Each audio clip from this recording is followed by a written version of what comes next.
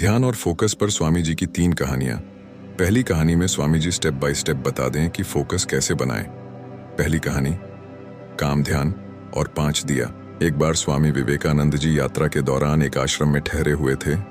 या स्वामी जी की नजर की युवा विद्यार्थी पर पड़ी। विद्यार्थी काफी देर से संस्कृत के कुछ लोगों का पोस्टर बनाने का प्रयास कर रहा था, लेकिन बार बार गलती होने के कारण उसे सारा काम दोबारा शुरू करना पड़ रहा था।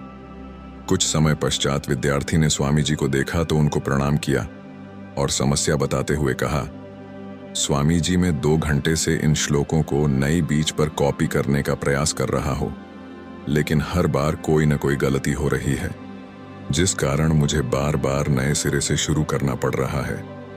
स्वामी जी ने कहा, केवल फोकस की कमी के कारण ऐसा होता है। एक साधारण इंसान 90% मानसिक ऊर्जा व्यर्थ कर देता है, इसलिए लगातार गलती करता है। वहीं सधा हुआ मन गलती नहीं करता। ट्रेन माइंड नेवर में एक समझती स्वामी जी ने कहा, आप लिखते समय जरूर किसी व्यक्ति और घटना के बारे में सोच रहे हो। युवा विद्यार्थी ने कहा, स्वामी जी, आज के दिन छुट्टी है, सबको बाहर खेलने का समय मिलता है, लेकिन मुझे यह काम पूरा करना है, शायद इसलिए मैं ठीक से फोकस नहीं कर पा रहा। युवा सन्यासी ने पूछा, अगर मन कहीं और जाए तो भी किसी काम में फोकस कैसे बनाते हैं? स्वामी जी ने प्रैक्टिकल तरीका बताया। सबसे पहले गहरी सांस लो और गहरी सांस छोड़ें। मन को काम और खेल दोनों से हटाकर फ्रांस पर ले आओ। स्टेप 2, सारी इंद्रियों को काम से, जो जैसे उंगलियों के बीच पेन का स्पर्श महसूस करो। आंखों से शब्द को बनते हुए देखो। लिखते समय पेन और पेपर के घर्षण से जो आवाज हो रही है उसे कारणों से सुनो, या फिर लिखते हुए शब्दों का उच्चारण अपने अंतर मन में गूंजता हुआ महसूस करो। नाक से इंक या स्याही की गंध महसूस करो। स्टेप 3, काम के साथ एक हो जाओ। इंद्रियों को क्रम से जोड़ने से तुम्हारा कंसंट्रेशन इतना बढ़ जाएगा कि तुम काम के साथ एक हो जाओगे, यानी तुम काम में खो जाओगे। तुम्हें समय का पता भी नहीं चलेगा। स्टैनफोर्ड, दोबारा ध्यान लगाओ। अगर बीच में मन मटकी तो हमें कोई चिंता नहीं है, दोबारा दृढ़ निश्चय करो और दोबारा ध्यान लगाओ। उस विद्यार्थी ने ऐसा ही किया और देखा कि जिस क्रम में वह इतनी देर से गलतियां कर रहा था, वह गांव उसने एक बार में पूरा कर लिया। स्वामी जी कहते हैं कि हमारा कंसंट्रेशन या ध्यान हमारी इंद्रियों में बता होता है, इसीलिए हर इंद्री को काम पर लगा देने से मन भटकना बंद हो जाता है। इस समय ध्यान बहुत गहरा हो जाता है और साधारण मन इसे ज्यादा देर तक साथ नहीं पाता, लेकिन इस प्रकार बार बार अभ्यास करने से मन ध्यान को साधना सीखता जाता है। दूसरी कहानी, बिना कंसंट्रेशन के कुछ हासिल नहीं होता।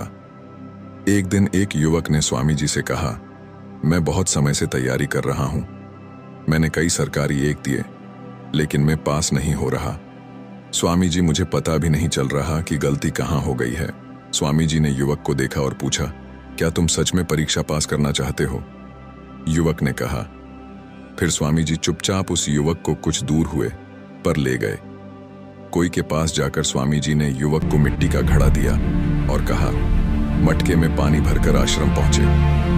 ऐसा कहकर स्वामी जी तुरंत वहां से चले गए। युवक ने तुरंत कुएं से पानी खींचा और मटके में पानी भरा, लेकिन ये क्या, उसने देखा कि लटकी में कई मुहिम छेड़ है, जिनसे थोड़ा थोड़ा पानी रिस रहा है। युवक ने सोचा, कोई बात नहीं, छेद बहुत महीन है, ज्यादा पानी नहीं बहेगा। युवक तुरंत तोड़कर स्वामी जी के पास पहुंचा, लेकिन अब तक युवक खुद भी चुका था और मटके में पानी नाम मात्र को बचा था। यह सब देखकर स्वामी जी मुस्कुरा रही थी। डिस्ट्रैक्शन बहुत बड़ी बीमारी है। स्वामी जी कहते हैं कि तुम्हारे साथ भी यही हो रहा है। तुम्हारे मन में विभिन्न विचारों के कई छेद हैं। तुम एक समय में कई सारे विचार सोच रहे हो, जिस कारण लगातार मानसिक ऊर्जा व्यर्थ हो रही है। इसलिए मेहनत करते हुए भी तुम्हें कोई परिणाम नहीं मिल रहा। स्वामी जी ने कहा, ऐसा कोई काम नहीं, दुख कंचन कृष्ण के बिना पूरा किया जा सके। अगर कोई कहे कि कुछ काम शारीरिक शक्ति से होते हैं, तो स्वामी जी कहते हैं कि याद रखो, शरीर भी मन के आदेश पर ही चलता है, इसलिए सारे काम मानसिक शक्ति से ही संभव होती है।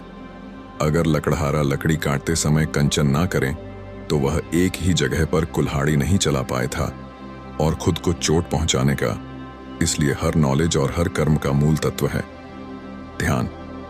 इसलिए कुछ भी बड़ा हासिल करने के लिए तुम में एक जगह ध्यान दो, लगाना सीखना ही होगा। ऐसी आदत डालोगे वैसा मन होता जाएगा। इसीलिए छोटे से छोटा काम भी ध्यान लगाकर करो। ऐसा करने से मन का स्वभाव बदल जाएगा और तुम्हें सफलता जरूर मिलेगी। उस युवक ने कहा, स्वामी जी, जब मैं पढ़ने बैठता हूं तो मन में बहुत विचार आते हैं। मन में आ रही विचारों को कैसे छोड़ते हैं दोस्तों? इसका उत्तर है तीसरी कहानी, स्वीकारना और छोड़ना सीखो। स्वामी जी ने कहा, तुम्हारा एक और टेस्ट है। उन्होंने क्लास लिया और उसे बिल्कुल ऊपर तक भर दिया और कहा, अभी 1,00,000 लोग पानी की एक बूंद गिराए बिना हाथ में पकड़कर खड़े हो जाओ। लड़का बड़ी तत्परता से क्लास लेकर खड़ा हो गया। आखिर वो अपनी योग्यता स्वामी जी को साबित करना चाहता था। शुरू में सब सही था, पर थोड़ी देर बाद उसके मन में विचार आने लगे कि ऐसा करने से क्या होगा, कभी नहीं बदलूंगा। वह लड़का असहज होने लगा। वो कोशिश करता रहा, लेकिन अब शरीर के हल्के से हिलने से बार बार पानी फैल रहा था। स्वामी जी ने कहा, जब तक तुम्हारा मन शांत था तब तक पानी नहीं फैला, लेकिन मन में विचार आते ही पानी फैलने लगा। स्वामी जी ने कहा, जैसे गर्म लोहे पर हथौड़े की चोट पड़ती है तो वह नया आकार ले लेता है, उसी तरह हर एक विचार छोटे हथौड़ी जैसा है, जिसकी चोट से इंसान का शरीर व अस्तित्व और मन आकार लेता है। यही तुम्हारा मन गिलास में पानी की तरह ही है। ये बहुत आसानी से डिस्टर्ब और विचलित हो जाता है। पानी को शांत रखने के लिए तुम्हें अपने मन को शांत रखना होगा। स्वामी जी ने कहा, अब तुम क्लास को पकड़ो और अपना सारा ध्यान सांस पढ़ लिया। सांस को पेट में सीने में आता जाता महसूस करो और हाथ में जो दर्द है, जो असहजता है, उसे जाने दो। मन में जो विचार आ रहे हैं उन्हें जाने। तू खुद को याद दिलाओ कि तुम मन नहीं, बल्कि मन को देख रहे हो। तुम सांस भी नहीं हो, तुम सांस को देख रहे हो। ऐसा याद करने से विचार आकर चले जाएंगे, लेकिन तुम्हें विचलित नहीं कर पाएंगे। थोड़ी देर लड़का वहीं अभ्यास करता रहा और वो बिना पानी फैलाए कुछ देर खड़ा रहा। स्वामी जी ने कहा, बस यही अभ्यास अपने काम और पढ़ाई में करना है। इससे मन धीरे धीरे शांत होने लगेगा। फिर कोई भी बड़ी चीज हासिल करना मन के लिए स्वाभाविक हो जाएगा। शामली, सबसे पहले 5 इंद्रियों को एक काम पर लगाओ। स्टेप 1, गहरी सांस लो और ध्यान सांस पढ़ ले आओ। स्टेप 2, सारी इंद्रियों को भी काम से, जो कान, आंख, नाक, स्पर्श, हर तरह से क्रम से जुड़ जाओ। स्टेप फ्री फ्लो, स्टेट में प्रवेश करो। स्टैनफोर्ड कंसंट्रेशन टूट जाए तो दोबारा दृढ़ निश्चय करो।